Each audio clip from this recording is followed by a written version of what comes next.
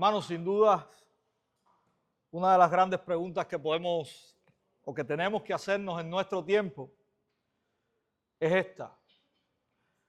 ¿Cómo nosotros podemos proclamar fielmente el Evangelio de Jesucristo en un mundo que piensa que lo sabe absolutamente todo? Sin lugar a dudas, vivimos en una época saturada de ideas, de opiniones, de religiones, de ideologías. Las personas hoy en día piensan o creen que lo saben todo, que no les queda nada por aprender. Normalmente hoy nadie dice, yo no creo en nada. Básicamente lo que usted muchas veces escucha decir es, yo creo a mi manera. Y eso no es muy distinto de lo que ocurría en el mundo antiguo.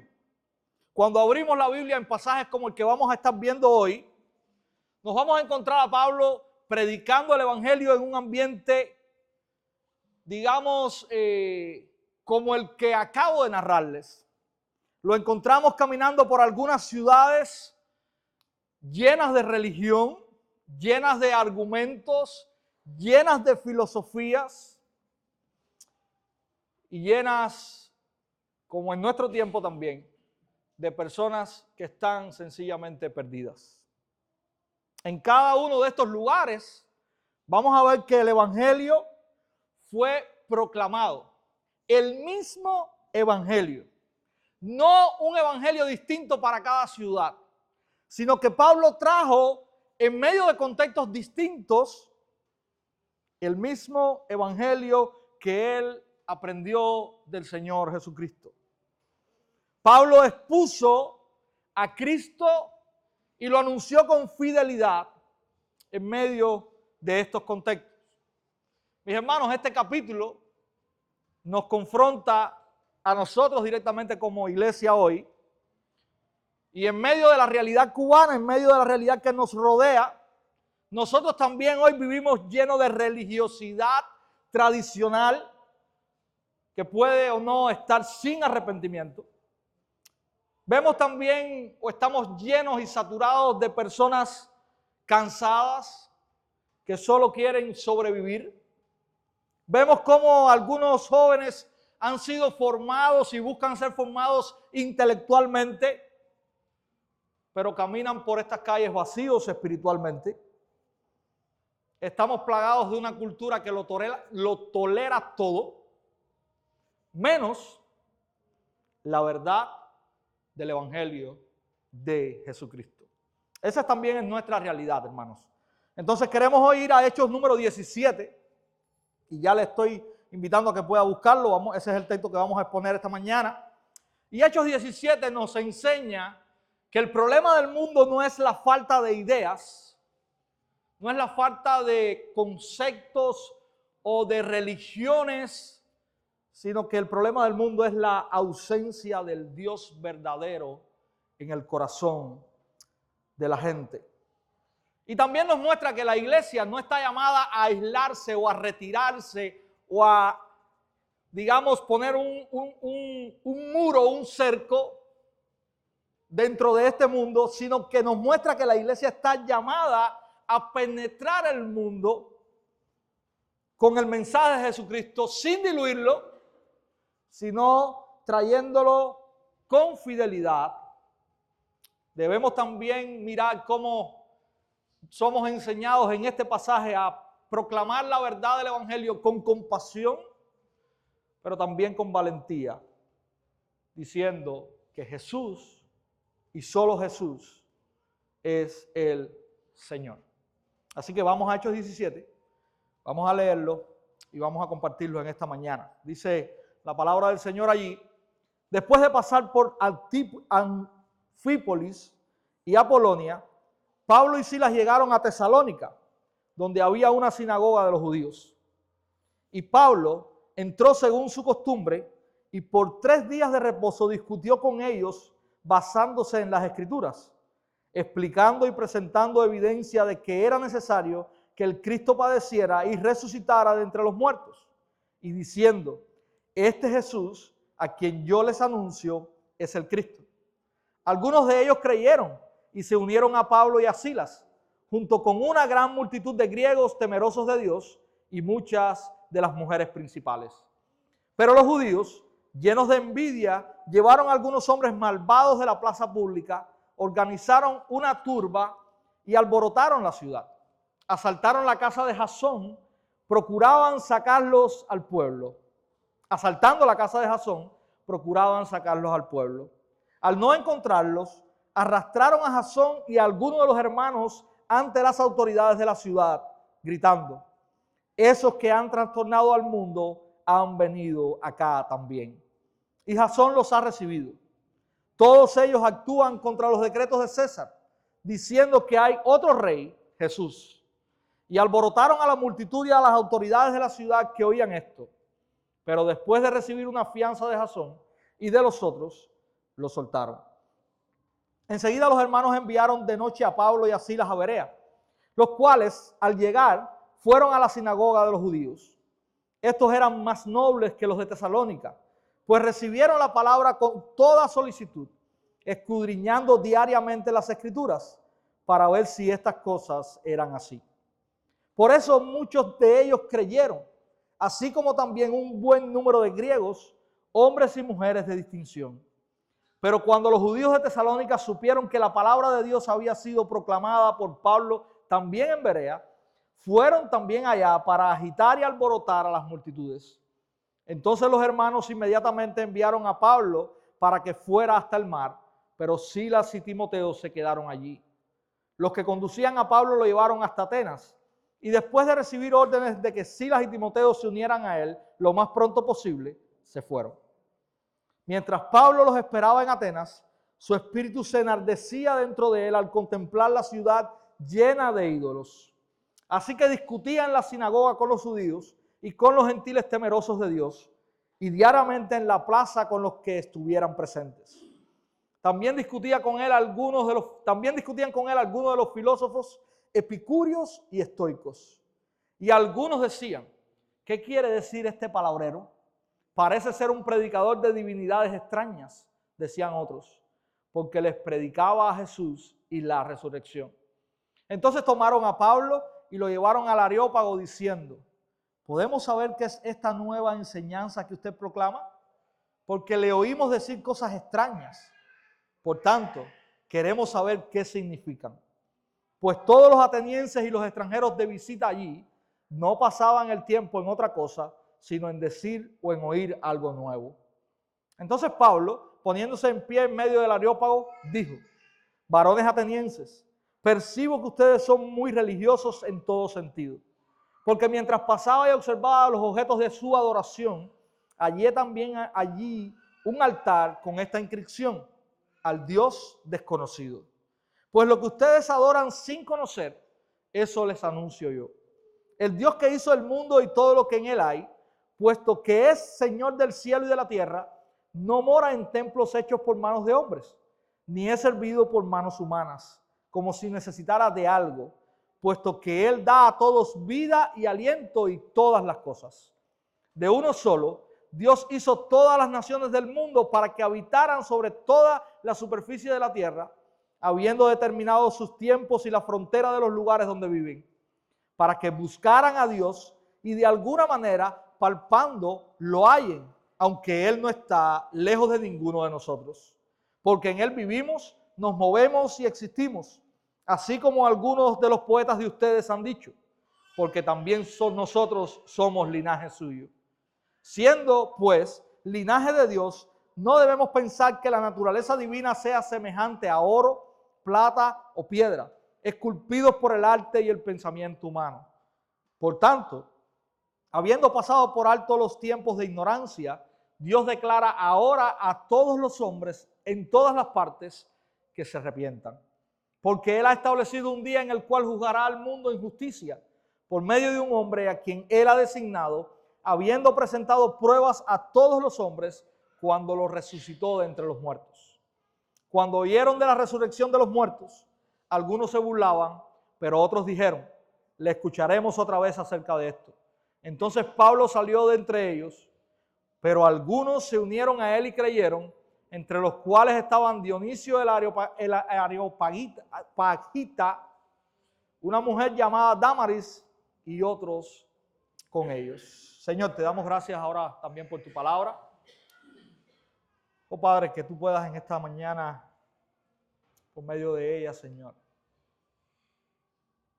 traer la verdad a nuestros corazones. Ayúdanos a entenderla. Ayúdanos a someternos a ella. Ayúdanos a vivirla. Que ella sea, Señor, y continúe siendo siempre nuestra verdadera fuente de toda verdad. Nuestra guía para la vida. La fuente de nuestra sabiduría, consuelo, paz. Que podamos reverenciar esta mañana tu palabra, humillándonos delante de ella. Que, Señor, podamos ser claros y fieles. Tú bendigas a tu iglesia, Señor. Oramos en el nombre de Jesús. Amén. Hermanos, Hechos 17 tiene una verdad muy sencilla, pero muy importante. Hechos 17 nos enseña que Dios confronta a todo tipo de personas con el mismo evangelio para llamarlas al arrepentimiento. Dios confronta con el evangelio a todo tipo de personas para llamarlas al arrepentimiento. Y vamos a estar viendo esta mañana este pasaje en 3 partes, y estas 3 partes tienen que ver con los 3 lugares donde Pablo y Silas y otros llegaron para predicar el evangelio. Comienza el pasaje en Hechos 17 hablándonos que ellos llegaron a Tesalónica, y Tesalónica, mis hermanos, es una ciudad muy importante, es una ciudad muy estratégica, es una ciudad portuaria, hay un puerto muy importante, o hay un puerto muy importante allí. Por tanto, y como era costumbre en estas ciudades portuarias, también estas ciudades se convertían en un centro comercial muy importante, pero además es una ciudad que también es políticamente sensible. ¿Y qué quiero decir con esto? Era una ciudad libre del Imperio Romano. El Imperio Romano le había otorgado a Tesalónica ciertas libertades para que de alguna manera se gobernara ella misma. Esto era bueno, pero también tenía sus, sus peculiaridades. El Imperio Romano le había dado esta libertad, pero Tesalónica era responsable de que no sucediera nada que pudiese atentar contra Roma.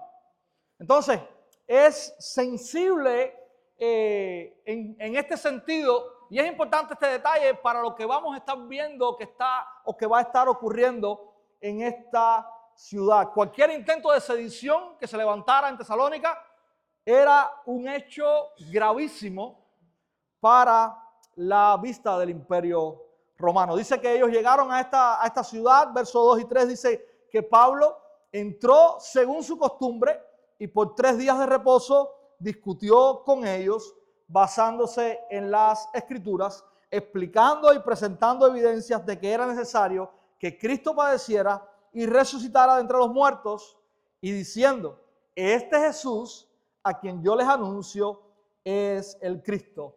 Es importante, mis hermanos, y esto es algo común que nosotros vemos en la manera en que Pablo y otros compartían el evangelio cuando llegaban a estas ciudades por las cuales ellos iban en los viajes misioneros. Primeramente iban y entraban siempre en las sinagogas, donde había sinagogas. Recordemos que en el pasaje de la semana anterior, ellos fueron a un lugar que estaba al lado del río. Al parecer no había sinagoga allí, y allí fue donde encontraron a este grupo de personas orando, y allí compartieron la palabra. Pero en los lugares donde había sinagoga, ellos tenían por costumbre ir primero a las sinagogas y presentar de alguna manera el evangelio. Aquí Lucas usa una serie de palabras para explicar cómo Pablo intercambia con los judíos en la sinagoga. Él dice que él razona, él dialoga con ellos. Recuerden, Pablo no iba a un contexto donde las personas no conocían la palabra, eran judíos tenían el Antiguo Testamento, conocían el Antiguo Testamento. Pablo de alguna manera trataba de entablar un diálogo con ellos acerca de la palabra. Dice también Lucas que Pablo explica y de alguna manera Pablo está presentando el sentido real de la Escritura. Recuerden, nosotros hoy decimos y entendemos que toda la Escritura apunta a Jesús, toda la Escritura apunta a Cristo. Pero estos judíos que están sentados en la sinagoga no entienden esto. Si usted recuerda el contexto de Hechos, este Jesús que Pablo y los cristianos están presentando era aborrecido por los judíos. Sin embargo, Pablo está de alguna manera tratando de que los judíos comprendan que todo lo que ellos tienen en sus manos, el Antiguo Testamento, lo que hace es hablar o anunciar sobre Jesús. Y lo otro que dice Lucas que Pablo hace es que él demuestra. ¿Y qué está demostrando? Bueno, lo que dice ahí en los versículos que leían, él está demostrando que este Cristo debió padecer, debió resucitar, y él está diciendo, y esto es lo chocante para los judíos, que Jesús es el Cristo. Ellos entienden que hay un Mesías que debe venir, pero lo que les choca es que Pablo les está enseñando y demostrando por las escrituras, de que ese Cristo que ha de venir, ese Mesías que ha de venir, ya vino y es Jesús. Eso es lo que Pablo está haciendo. Pablo no anda por las ramas, él apunta directamente a que estos oyentes necesitan escuchar el Evangelio. Y el Evangelio básicamente es eso. El Mesías debía venir, padecer, resucitar. Y Jesús es ese Mesías. Básicamente, el resultado de esta predicación de Pablo, en el verso 4 se nos dice, algunos de ellos creyeron y se unieron a Pablo y a Silas, junto con una gran multitud de griegos temerosos de Dios y muchas mujeres principales. Mis hermanos, el resultado de la predicación y de la argumentación de Pablo ante los judíos en la sinagoga trajo consigo que varias personas creyeran en el Evangelio y se unieran entonces ahora a este grupo de Pablo, Silas y probablemente Timoteo. Recuerden que Pablo recogió a Timoteo. Aunque Lucas no habla acerca de Timoteo, pero Timoteo probablemente andaba en este grupo. Vemos cómo la predicación del Evangelio trae frutos de arrepentimiento, frutos de conversión, y nos alegramos con eso, porque básicamente eso es lo que está en el corazón de cada uno de nosotros cuando predicamos el Evangelio. Predicamos el Evangelio para que las personas puedan arrepentirse de sus pecados, reconocer que Jesús es el Mesías y que solamente en Jesús hay salvación y puedan creer en eso. Y eso es lo que vemos en el versículo 4. Ahora, pero Lucas no nos dice que fue solamente eso lo que ocurrió. En los versículos del 5 al 7, no solamente vemos salvación, sino que también vemos oposición. Dice allí la Biblia que los judíos que no creyeron se hincharon en odio, salieron a la plaza, lograron reunir a hombres malvados con el objetivo de alborotar la ciudad, buscar a Pablo y a los demás para acusarles delante de los magistrados. Y miren, el verso 6 es interesante. Miren lo que dicen acerca de Pablo y los demás. Estos que han trastornado al mundo también han llegado aquí. Hermanos, esto que supuestamente era una frase despectiva, yo creo que cuando los cristianos escuchan eso, pueden decir gloria a Dios. Porque estos judíos, despreciando lo que Pablo, Silas y los demás están haciendo, están reconociendo de que el Evangelio está siendo predicado, está siendo escuchado y ha cambiado vidas en toda aquella región. Estos que han trastornado al mundo entero, ahora también han llegado aquí. Hermanos, el Evangelio no trastorna al mundo por medio de guerras ni de espadas. Trastorna al mundo con la verdad de una cruz y de un hombre que murió, que resucitó y que es suficiente para perdonar pecados. Esa es la manera en que el evangelio trastorna al mundo. Pero ese hombre y ese mensaje es tan chocante, y lo era para esta gente, y miren cómo termina la acusación. La acusación era que ahora Jesús está compitiendo con César. Verso 7. Y todos estos actúan contra los decretos de César, diciendo que hay otro rey, Jesús. Y aquí está la clave, mis hermanos. Ellos están trastornando el mundo porque están diciendo, César no es el rey es Jesús. Recuerden que en este tiempo, mis hermanos, la adoración al César ya estaba establecida. Había una frase en todo el imperio que decían, César es Señor. Eso es lo que se estaba adorando de alguna manera, se estaba obligando a adorar en este tiempo en toda esta región. Pero ahora llegan un puñado de hombres y están diciendo, no César, sino Jesús es el Señor. La iglesia, mis hermanos, está gritando más fuerte que el mundo tiene un rey que no es César, sino que es Jesús. El evangelio, mis hermanos, hoy también sigue siendo peligroso. No porque enseñe odio, sino porque enseña que ninguna ideología, ningún sistema y ningún líder ocupa el lugar que solo le pertenece a Jesús. Nadie sobre la faz de la tierra puede ocupar el lugar que solamente le pertenece a Cristo. Nosotros como iglesia en Cuba no estamos llamadas a hacer ruido, sino que también estamos llamadas primero a vivir ese señorío de Cristo en nuestra vida, pero también a seguir anunciando que solamente Cristo es el Señor. No más nadie. Cristo es el Señor. Nuestra lealtad es a Cristo, no a más nadie. Entonces yo quiero preguntarte en esta mañana, ¿dónde o a quién le declaras tu lealtad? ¿A alguna persona? ¿A alguna institución?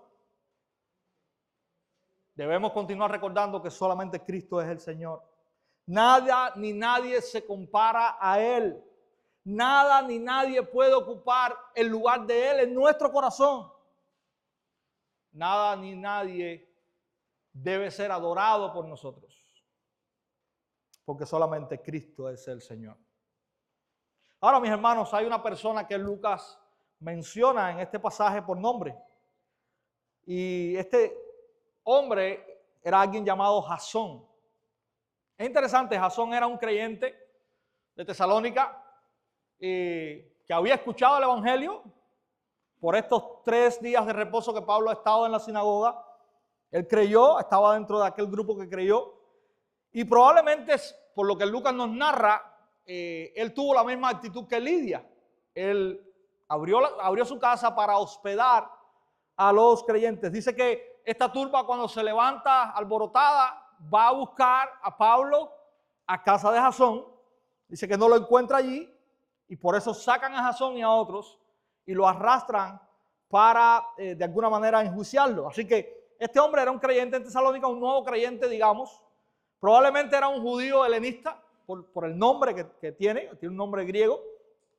Probablemente era un hombre con algunos recursos económicos. Si usted lee allí, dice que él fue quien pagó la fianza de los hermanos para que pudiesen quedar libres. Pero este hombre dice que sufrió porque fue arrastrado a las autoridades, fue acusado probablemente, y esta es la acusación que hacen aquí, él fue acusado de traición política. Ya sus intereses o sus lealtades no eran a César, sino ahora era a un tal Jesús. Este hombre se arriesgó por los hermanos y por el evangelio. Mis hermanos, Jasón también trae una gran enseñanza para cada uno de nosotros. Jasón nos habla acerca de fidelidad cristiana.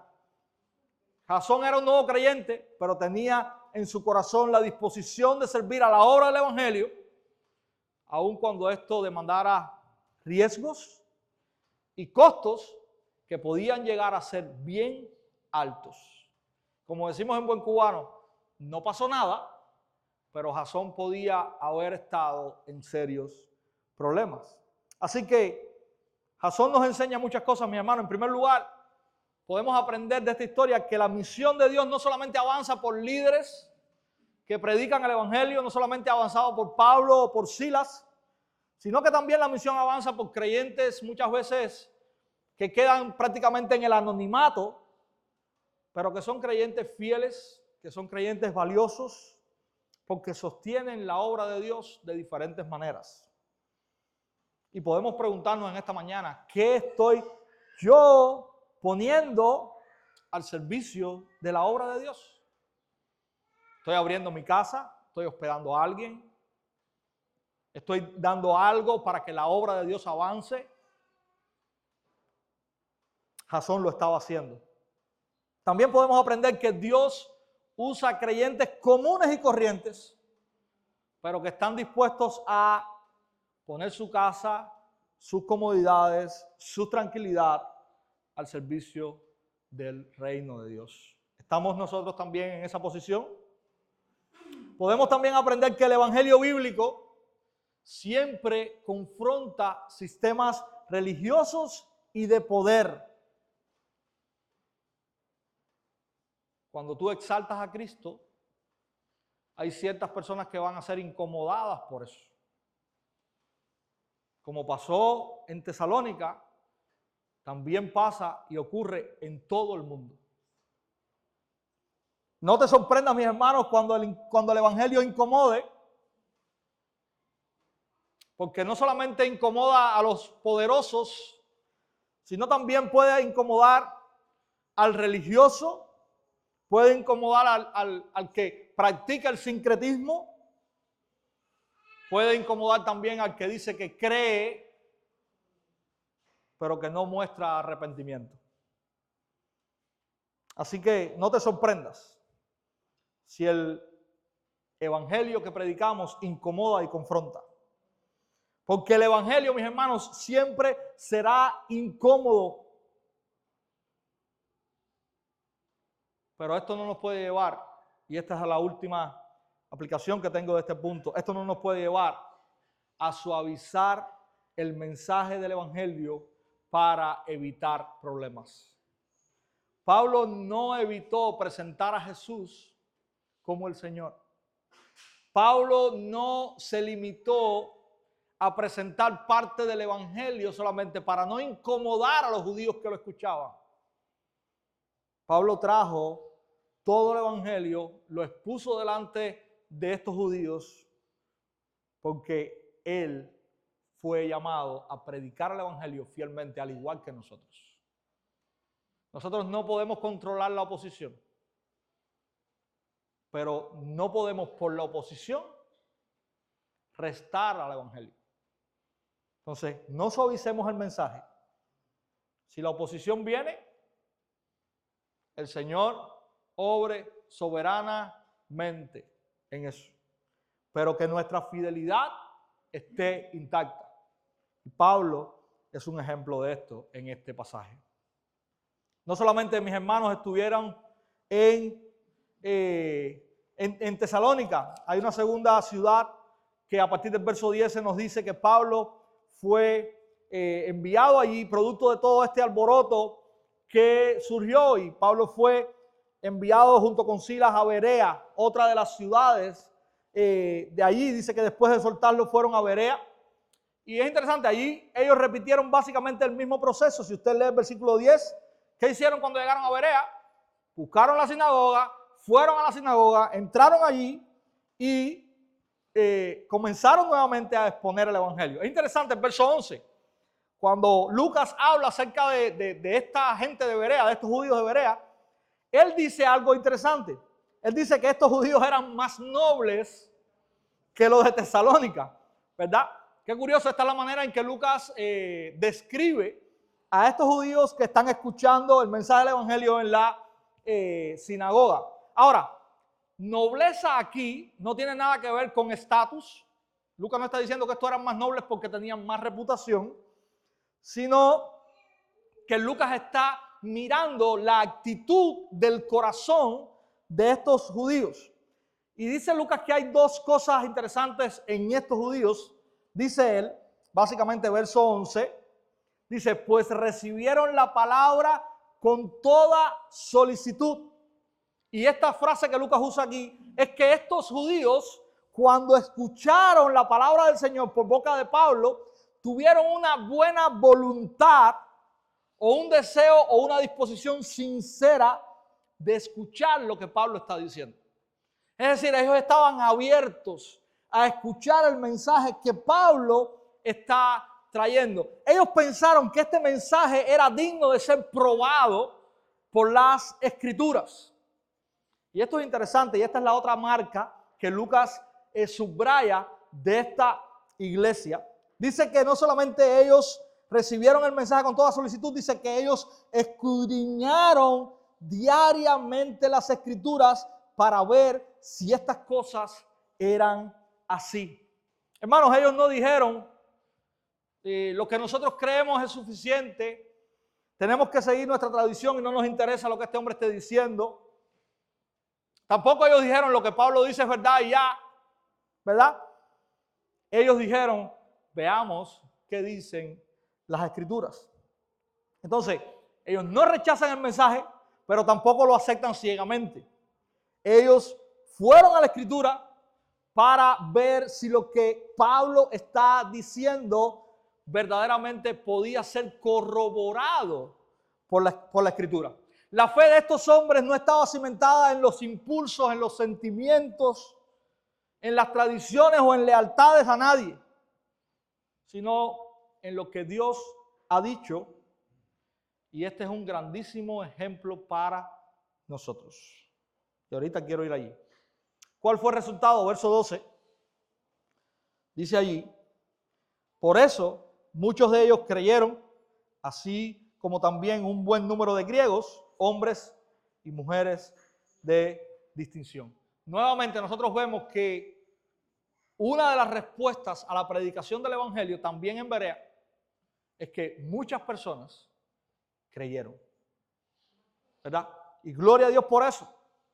Cuando el evangelio de Cristo se predica fielmente, mis hermanos, Dios obra y trae arrepentimiento en las personas. A veces nosotros confiamos más en lo que voy a decir que en el mensaje que Dios nos ha dado para decir. Y el poder no está en que yo convenza a nadie, porque yo no tengo esa posibilidad o esa, digamos, ese poder.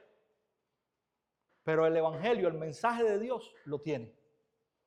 Y nosotros vemos lugar por lugar cómo Dios obra por medio del evangelio y muchos creen en él. Pero solamente es eso lo que vemos. Verso 3. Dice ahí el verso 13 que cuando los judíos de Tesalónica supieron que la palabra de Dios había sido proclamada por Pablo también en Berea, fueron también allá para agitar y alborotar a las multitudes. Hermanos, los judíos de Tesalónica no se quedaron tranquilos. Ellos tenían tanto celo, un celo malsano por supuesto, que cuando escucharon que ahora los que habían alborotado su ciudad estaban en otra, fueron hasta esta ciudad también para alborotarles y para tomarles, para de alguna manera molestar y para que el evangelio no fuese predicado.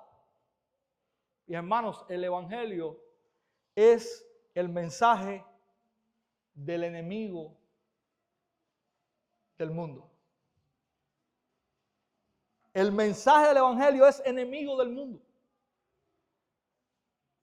Y como enemigo del mundo, el mundo quiere derrotarlo. Y estos judíos están tratando de derrotar, no a Pablo y a Silas, sino lo que Pablo y Silas están compartiendo. ¿Qué podemos aprender, mis hermanos? Bueno, en primer lugar, que la fe verdadera ama la verdad. Estos cristianos de Berea son un gran ejemplo. Aman la verdad. No las cosas sin fundamento, no las emociones sin sentido. La fe verdadera se sustenta solamente en la verdad. Busca conocer solamente la verdad y reconoce que la verdad está única y exclusivamente en este libro. También estos cristianos de Berea nos enseñan a reconocer que la Escritura es nuestra autoridad final. Usted puede entender, creer, practicar lo que usted crea. Si la Escritura lo confronta con relación a eso, usted está llamado a abandonar eso y a creer lo que la Escritura dice. ¿Cómo se manifiesta nuestro amor por la verdad? ¿Estudiamos la palabra? Porque la verdad está aquí. Y si nosotros no vamos aquí y no conocemos lo que aquí está dicho, ¿cómo entonces podemos nosotros decir que amamos la verdad?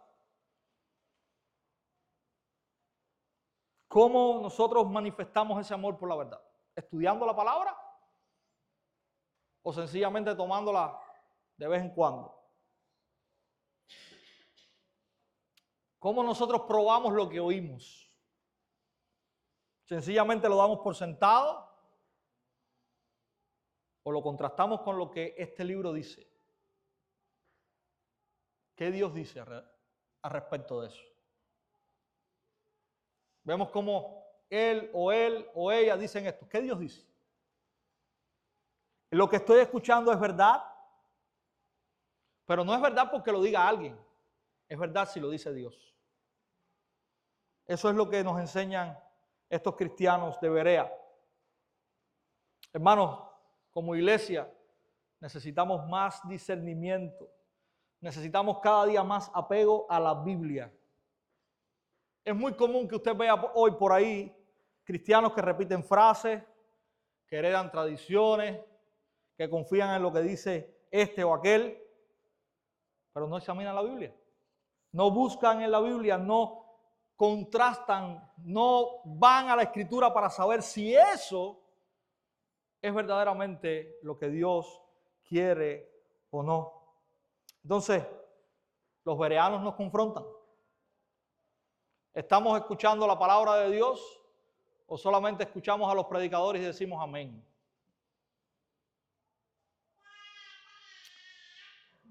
Hermano, y esto lo hemos dicho una y otra vez. Cada vez que usted escuche algo de quien sea, por favor, usted no... Hay dos actitudes que usted no debe tomar. Usted no debe tomar la actitud de sí. Usted debe escuchar y debe contrastar con la palabra de Dios. La otra actitud que usted no debe tomar es no. Ni sí ciego, ni no ciego. Pero aprendemos de estos cristianos de Berea que podemos estar abiertos a escuchar, pero tenemos que afirmar con la palabra de Dios. Nuestra fe no puede ser una fe ciega. Nuestra fe no puede ser una fe que esté alimentada por lo que otros nos dicen. Nuestra fe tiene que estar sustentada en la palabra de Dios. Es por eso, mis hermanos, y ahora esta aplicación es para los que enseñamos la Biblia. No solamente nosotros somos llamados a presentar la Biblia desde el púlpito, sino que somos llamados también a enseñar a la iglesia a estudiar la Biblia. Y si usted se ha fijado, eso es lo que estamos tratando de hacer. Cuando compartimos los textos de la Biblia todos los días de la semana, siempre les decimos, estas son algunas ideas, pero vaya usted mismo y siga estudiando usted la Biblia. hemos podido compartir herramientas, principios para estudiar la Biblia, pero cada uno de nosotros como creyentes somos responsables de abrir la Biblia y de estudiar la Biblia. Tenemos el Espíritu Santo, podemos hacerlo.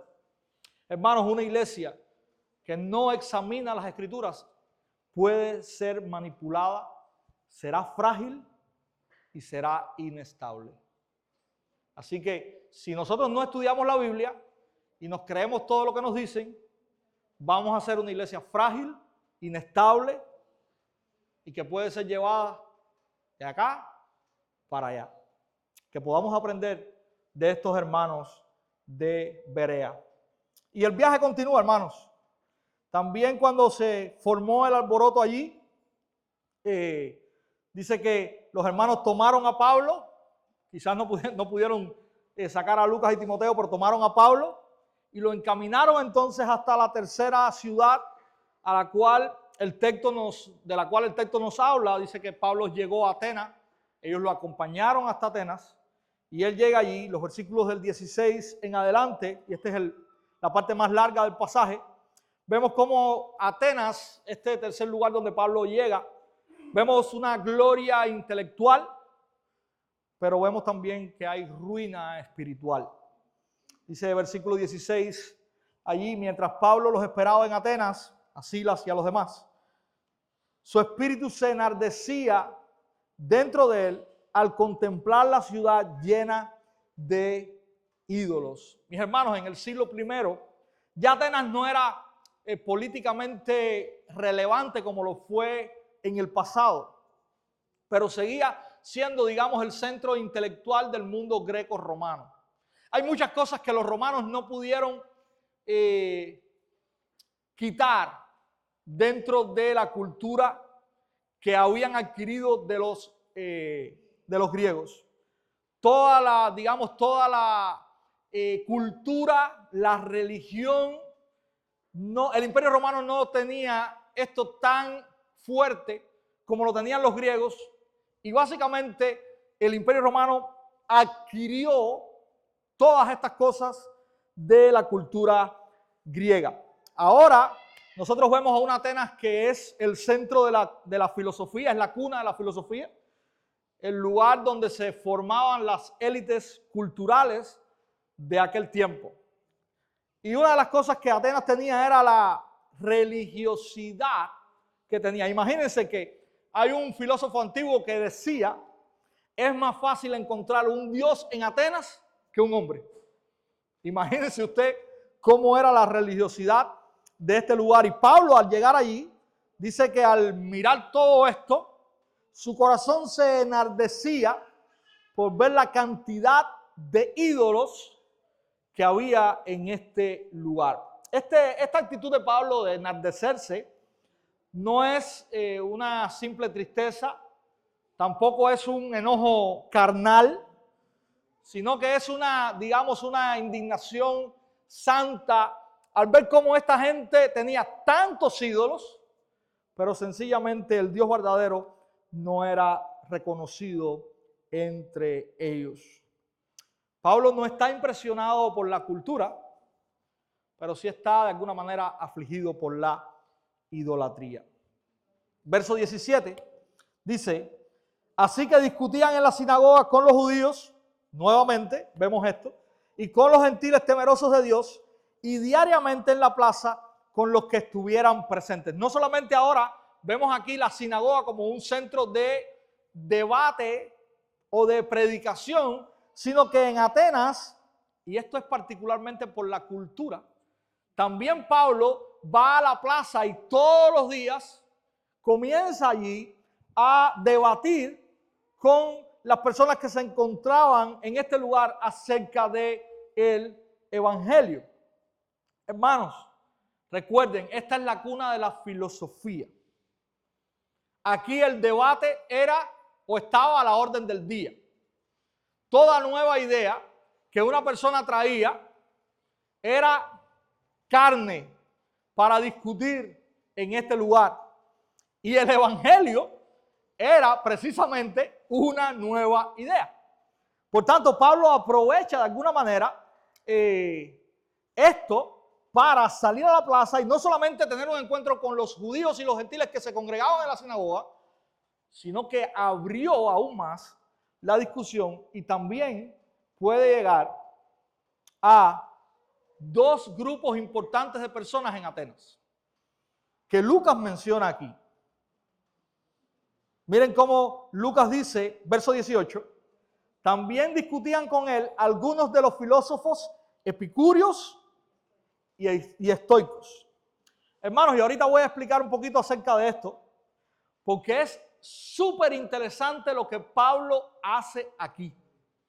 Súper interesante. Ahorita vamos a llegar ahí. ¿Quiénes eran estos grupos? ¿Quiénes eran esta gente? Bueno, eran los dos grupos de filósofos más grandes que había en Atenas. Los epicúreos era uno de los grupos o partidos filosóficos de aquel lugar. Su fundador fue alguien del mismo nombre, Epicurio, que vivió entre el año 300 y algo y 200, finales de los 200 antes de Cristo. Y los estoicos también tienen un fundador que vivió también en ese mismo tiempo que vivió el fundador de los epicúreos. Ahorita vamos a regresar a estos dos grupos. Pero miren lo que dicen esta gente en cuanto a Pablo. Verso 18 al final. Dice que cuando escucharon a Pablo, ellos dijeron, ¿qué quiere decir este palabrero? Y palabrero es el sinónimo de charlatán. Eso es lo que le estaban diciendo ellos a Pablo. ¿Qué estará diciendo este charlatán? Palabrero también, en la palabra que se usa allá en griego, es sinónimo de alguien que toma ideas prestadas de otra gente y las acumula y las está soltando, pero que son ideas que no tienen sentido. Para ellos, lo que Pablo está diciendo no tiene sentido. Es por eso que le llaman charlatán. Y es por eso que la palabra que tenemos ahí es palabrero. Es una frase despectiva, mis hermanos. Básicamente ellos se están burlando de Pablo. Básicamente para ellos, Pablo no tenía nada que ver con el estatus de conocimiento que ellos como filósofos tenían. Y dice que básicamente la razón por la que ellos llaman así a Pablo es porque les predicaba a Jesús y la resurrección. Y ahorita vamos a ver qué pasa con la resurrección en medio de esta gente. Pero básicamente esto es lo que pasa. Verso 19 dice, entonces tomaron a Pablo y lo llevaron al Areópago diciendo, ¿podemos saber qué es esta nueva enseñanza que usted proclama? O sacaron a Pablo de la plaza y lo llevaron ante el concilio filosófico de Atenas. Es decir, lo llevaron a un lugar más importante. Querían juzgar lo que Pablo está diciendo.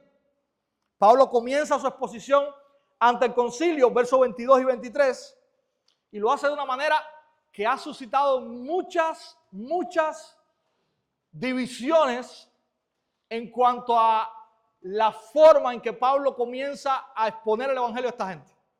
Miren lo que Pablo dice. Varones atenienses, percibo que ustedes son muy religiosos en todo sentido, porque mientras pasaba y observaba los objetos de su adoración, hallé también un altar con esta inscripción, al Dios desconocido. Pues lo que ustedes adoran sin conocer, eso les anuncio yo. Hermanos, esta es una manera que para los teólogos modernos, para muchos ha sido una manera magistral de poder, digamos, conectar con las personas a las cuales él les va a predicar el evangelio. Y para otros ha sido el gran fracaso de Pablo como predicador del evangelio. La frase o la manera en que Pablo toma una estatua dentro de aquella tamaño, cantidad de ídolos y toma la frase el Dios desconocido y usa esto para decirle que ese Dios desconocido es el Dios que le va a él a presentar. Para muchos es inconcebible. Para otros fue de una manera magistral. Muchos dicen, Pablo no lo hizo jamás. Pablo no conoció o no usó esta manera jamás para conectar con más ninguna otra ciudad. Yo creo que la verdad, mis hermanos, es que Pablo no tenía muchas maneras de poder conectar con esta gente. Y la manera que usó, yo estoy en el grupo de los que cree que fue magistral. ¿Verdad? Suena raro, realmente suena raro, porque básicamente lo que había ahí era un ídolo, era una figura, y ahí es donde viene la preocupación de algunos, que Pablo tomara la figura de algo para decir, ese es Dios, y ese es al Dios que yo le voy a predicar. Realmente suena raro, pero de alguna manera le abrió las puertas a Pablo para poder presentar el Evangelio delante de este grupo. Mis hermanos, ¿qué podemos aprender hasta aquí? Bueno, primero, el mensaje de la cruz es locura. Pablo lo dice en 1 Corintios 1. Para esta gente escuchar acerca de un tal Jesús que resucitó de los muertos, eso es locura. Pero mis hermanos, ni la más alta escuela filosófica puede presentar un argumento que lleve al hombre a la salvación. Solamente el argumento loco, descabellado que Pablo les está presentando puede hacer eso. Así que para el mundo puede ser locura, para estos filósofos era locura, pero como dice Pablo, es poder de Dios para salvación. Así que mis hermanos, sigamos predicando esta locura que Dios nos ha dado, porque esta locura humana o para los humanos es la sabiduría de Dios, es el mensaje de Dios y es el llamado de Dios para la salvación. Otra de las cosas que podemos aprender, mis hermanos, ¿cuál es nuestra reacción al ver este mundo perdido? ¿Cómo reaccionamos nosotros mirando a Santi Spíritus? Donde mucha gente que camina hoy por nuestras calles están en la misma realidad y situación que la gente que Pablo estaba mirando en Atenas. Tenemos nosotros un deseo santo porque el Evangelio transforme los corazones de la gente que está a nuestro alrededor.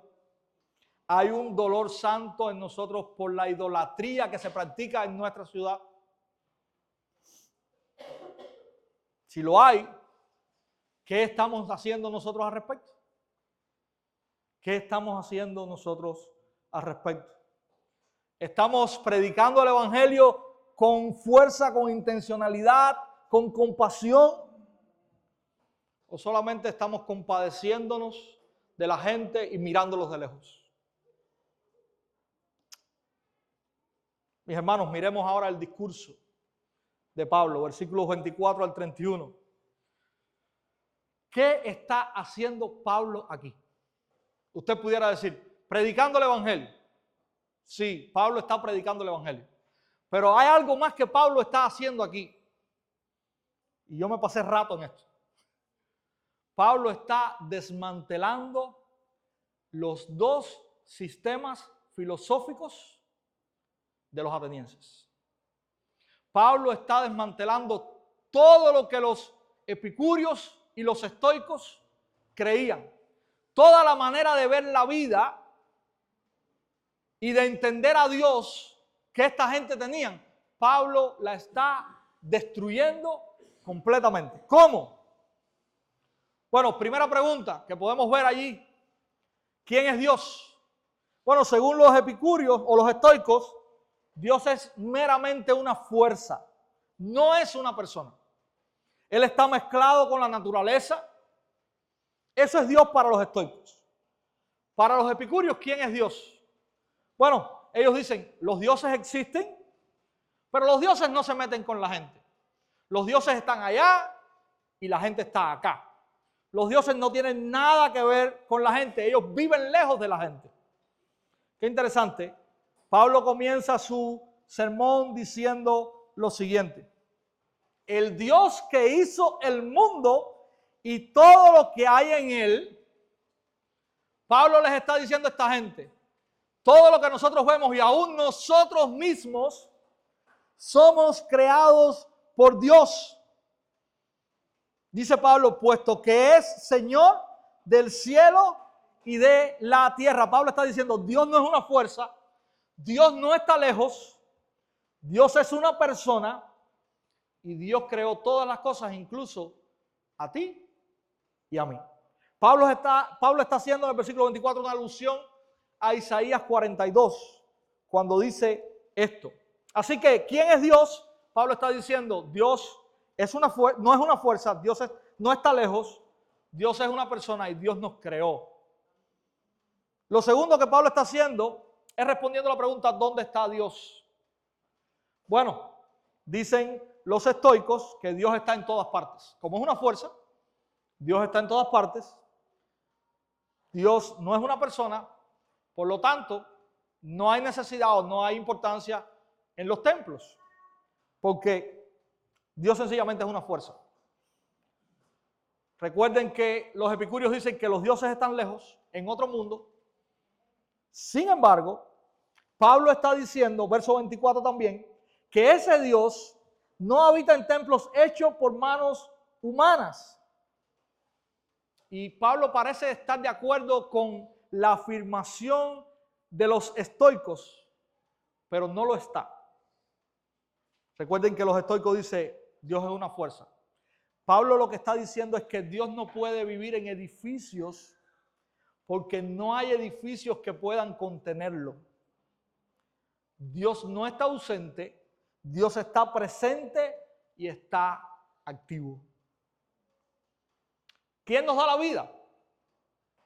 Bueno, dicen los estoicos que todo está controlado por el destino. Nada cambia. Y ellos eran fatalistas en la máxima expresión. Ellos decían, aguanta lo que venga. No importa, eso viene y no hay forma de cambiarlo, pero no es Dios quien lo trae, es el destino. ¿Qué decían los epicúreos? Todo pasa por casualidad. La vida no tiene propósito. Sin embargo, Pablo le está diciendo, versículos 25 y 26, que este Dios es quien da a todos vida y aliento y todas las cosas. De uno solo, Dios hizo todas las naciones del mundo para que habitaran sobre toda la superficie de la tierra, habiendo determinado sus tiempos y las fronteras de los lugares donde viven. Pablo le está diciendo, mira, nuestra vida no es un accidente, no es el destino, es Dios. Dios es quien nos sostiene cada día. Ese es el mensaje que Pablo está trayendo y cómo Pablo está destruyendo estas ideas de estos grupos. ¿Para qué vive el ser humano? Bueno, como todo está controlado por el destino, los estoicos decían que hay que vivir tranquilo, que hay que aguantar lo que venga.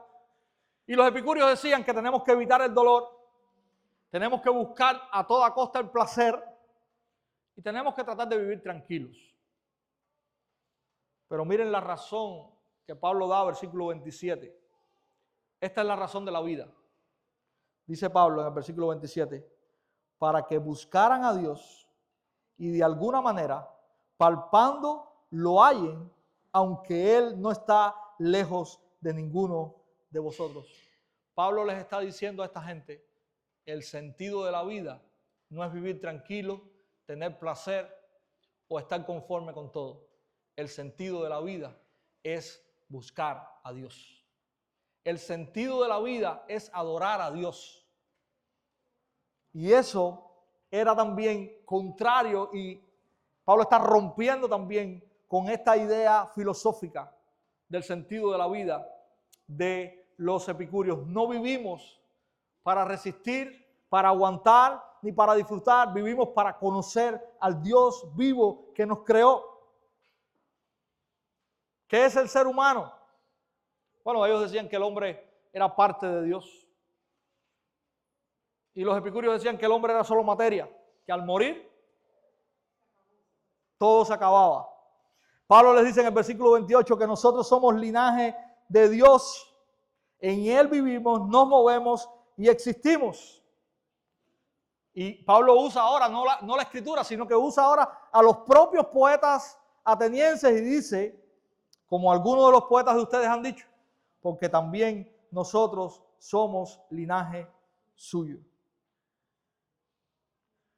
Dios no está lejano, nosotros no somos dioses, pero nosotros tampoco somos basura, somos creados por Dios y Dios nos ha creado también responsables. ¿Responsables de qué? Bueno, ahí está la sexta pregunta que podemos respondernos con lo que Pablo dice. ¿Cómo se debe adorar a Dios?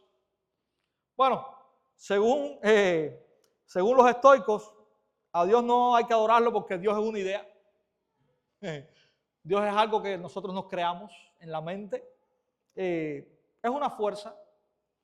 Pero dicen los epicúreos que no debemos tampoco porque Dios al final no se involucra con nosotros. Dios está lejos, nosotros estamos acá. No hay cercanía en cuanto a Dios y nosotros, así que da igual como tú lo imagines. Dice Pablo que no debemos pensar que Dios sea como oro o piedra, versos 29 y 30. Dice allí, no debemos pensar que la naturaleza divina sea semejante a oro, plata o piedra, esculpidos por el arte y el pensamiento humano. Por tanto, habiendo pasado por alto los tiempos de ignorancia, Dios declara ahora a todos los hombres en todas las partes que se arrepientan. Mis hermanos, Pablo está diciendo, Dios no es una estatua, Dios no es una idea. Él quiere una respuesta real del corazón del hombre. Él demanda arrepentimiento, como el rey del universo, Él demanda arrepentimiento. Pablo está recordando que la verdadera adoración comienza cuando el corazón del hombre reconoce quién es Dios y se arrepiente de su vana manera de vivir. Otra de las cosas que Pablo dice y que confronta la filosofía de estos grupos, hay juicio. Bueno, según ellos dice que no hay un juicio final porque la vida es un ciclo. Y según los otros dice que después de la muerte no hay nada. Así que no hay juicio. Pero Pablo les dice en el versículo 31 que Dios ha establecido un día en que juzgará al mundo. Pablo les deja claro de que sí hay juicio, de que sí hay una responsabilidad y de que todos rendiremos cuenta delante de Dios. ¿Cómo Pablo prueba todo esto? Dice versículo 31 que Dios juzgará al mundo en justicia por medio de un hombre a quien Él ha designado, habiendo presentado pruebas a todos los hombres cuando los resucitó de entre los muertos. Dios trajo una prueba. El mismo Jesús que resucitó es quien también juzgará. Y este es el boom de todo lo que Pablo está diciendo, porque para ninguno de estos dos grupos hay resurrección. Los dos grupos rechazan abiertamente la resurrección. Mis hermanos, ¿qué está haciendo Pablo aquí al final? Bueno, Pablo está haciendo un llamado al arrepentimiento y Pablo está diciéndonos y enseñándonos que el llamado al arrepentimiento es universal. Todos los hombres son llamados a arrepentirse. Pablo les está dejando saber a ellos que aunque no crean en esto, el juicio de Dios es seguro. Y Pablo está proclamando también, aunque ellos no lo crean, la resurrección de Cristo. Pablo está presentando una verdad que es diferente a todo el sistema filosófico de esta gente. Pablo está presentando el evangelio, que es Cristo resucitado, y Pablo está trayendo un llamado al arrepentimiento y a la fe en ese Cristo resucitado. Es interesante. No solamente Pablo usa un elemento cultural para tratar de comenzar a conversar con ellos, sino que Pablo toma todo su sistema y lo destruye a la luz del evangelio. Eso es lo que Pablo está haciendo. ¿Cuáles son las respuestas a este mensaje, a este discurso de Pablo? Versos 32 al 34. Dice, cuando oyeron de la resurrección de los muertos, algunos se burlaban Y la primera respuesta que tenemos al mensaje de Pablo es la burla, porque recuerden, para los filósofos prominentes, la resurrección es un mito. Y es por eso que algunos se burlaban. Pero otra de las respuestas es, otros dijeron, le escucharemos otra vez acerca de esto. También hay un grupo que dice, bueno, yo quiero profundizar más en este asunto. Quizás estaban mirando a Pablo como un filósofo que traía una idea novedosa y ellos querían tratar de entenderla, pero quizás había realmente un celo sincero en su corazón por ¿qué está diciendo este hombre? Y hay un tercer grupo. Dice verso 34, pero algunos se unieron a él y creyeron, entre los cuales estaba Dionisio, el Areopagita, una mujer llamada Dámaris y otros con ellos. Mis hermanos, nuevamente, por tercera vez, en la tercera ciudad, también hubo personas que creyeron. Hubo rechazo, hubo oposición, hubo burla, pero también hubo personas que se arrepintieron de sus pecados y creyeron en el mensaje que Pablo estaba pronunciando. Interesante. Tal así que uno de los magistrados, una de las personas importantes, este Dionisio, y cuando dice el Areopagita, era que él era parte del concilio que estaba allí oficiando, creyó en el Señor por la predicación de Pablo. Probablemente este es la segunda persona más importante que nosotros hemos visto hasta aquí de las personas que han creído. Recuerden que estaba el procónsul que creyó y ahora vemos a este Dionisio. ¿Qué aprendemos, mis hermanos? ¿Qué aprendemos de todo esto, de cómo Pablo presentó el evangelio también aquí en Atenas? Bueno, en primer lugar, Cuba también tiene sus epicúreos y sus estoicos. Tenemos epicúreos modernos que dicen, vive y deja vivir. Tenemos algunos que dicen, mira, disfruta lo que puedas en esta vida, ¿verdad? Tenemos a otros que promueven el materialismo dialéctico, diciendo, no hay Dios, lo único que existe es la materia, lo espiritual es mentira. Estos son los epicúreos modernos que tenemos, pero también tenemos estoicos modernos, aquellos que dicen resiste y aguanta. De todas formas, todo tiene que ver con el destino. Y si el destino lo quiso así. También dicen no dependas de nadie. No necesitas de nadie para nada. Eres suficiente. Tienes que ser duro. Pero el evangelio, mis hermanos, confronta ambas realidades. El evangelio dice, no es lo material lo único que existe, o la materia lo único que existe. También hay un Dios que creó todas las cosas, que es dueño de la materia, que es el dueño del universo. Y también el evangelio confronta todas las demás realidades que nosotros vemos hoy como frases o dichos que pretenden ser metas de vida. Hermanos, Cuba en cierto sentido se parece mucho a Atenas. Está llena de ídolos. Está llena de religiosidad. Y por muy religiosos que nosotros pensemos que somos como pueblo, solamente estamos llenos de personas que se han hecho un muñeco, una postal, una idea para rechazar al Dios verdadero. Esa es la realidad. Es por eso, mis hermanos, que nuestra predicación del evangelio tiene que ser clara y contundente. En un país donde todo el mundo dice, yo creo en Dios, yo creo en Dios, nosotros tenemos que ser claros en quién es el Dios verdadero.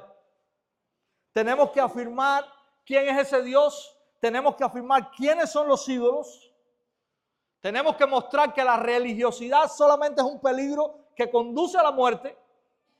Y tenemos que continuar presentando la realidad de la necesidad del arrepentimiento y la fe en Cristo para el perdón de los pecados. Tenemos que hacer realidad una frase que por muchos años la repetíamos, y es la frase de solo Cristo salva. Otra de las cosas que aprendemos, mis hermanos, es que Dios sigue llamando a su pueblo a proclamar a Cristo con claridad, valentía y compasión. Ahora te pregunto, quizás estás visitándonos esta mañana, quiero preguntarte, ¿eres tú de los que solamente creen en lo que ven?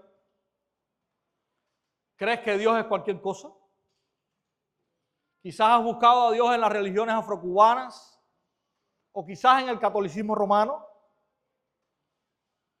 Las palabras de Pablo afirman la verdad sobre Dios. Y estas palabras son verdad porque están en la palabra de Dios. No es una imaginación o un invento de un hombre. Dios no es un hombre, no es una figura. Dios es el creador del universo. Dios es nuestro dueño. Y todos los hombres que han querido formar a un Dios a su antojo necesitan arrepentirse y creer en el verdadero Dios. Y ese es el llamado de la Biblia para ti esta mañana. Si has hecho un Dios a tu manera, si estás practicando la idolatría, nuestro anhelo esta mañana, nuestro llamado en esta mañana es que puedas mirar al verdadero Dios, al único que salva. Los otros esclavizan. Este Dios salva. Y salva por medio de su Hijo Jesucristo. Aquel que vino y murió para con su sangre limpiar los pecados de todos aquellos que se arrepienten y creen en Él. Así que nuestro llamado esta mañana es: ven a Dios en arrepentimiento y en fe en su Hijo. Solamente así encontrarás perdón. Hermanos, concluyo. La iglesia cubana que vive hoy en una realidad difícil, quizás en algo diferente a estas 3 ciudades que hemos visto esta mañana, no necesita un evangelio distinto. Necesita el mismo evangelio que Pablo estaba predicando. Necesita continuar proclamando con fidelidad, en un tiempo distinto, en momentos diferentes, con realidades diferentes, pero con la misma realidad espiritual. Las personas siguen necesitando al Dios verdadero. Así que les recuerdo cuál es la verdad del mensaje de esta mañana. Dios confronta a todo tipo de personas con el mismo evangelio para llamarlas al arrepentimiento. Dios confronta a todo tipo de personas con el mismo evangelio para llamarlas al arrepentimiento.